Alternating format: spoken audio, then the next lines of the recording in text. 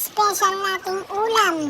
Ito ay tinawag na balagbag. So yan, ginagawa ko na ay ninja moves na natin ang ating mga special ingredients.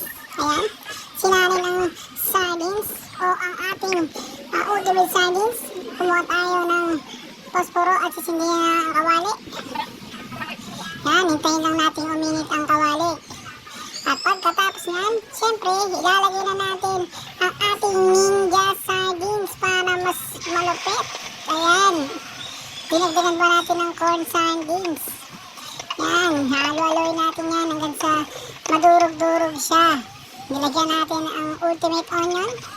Hinalo-halo natin. Siyempre, meron tayong special nor. Yan, hindi natin nasama. Lalagyan natin ng magic sarap. Lalagyan natin ng paminta.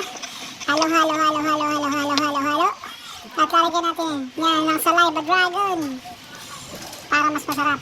At syempre, lalagyan natin yan ng pinakamasarap. Ayun, ang itlog na galing sa Phoenix. At ang ating ultimate chili.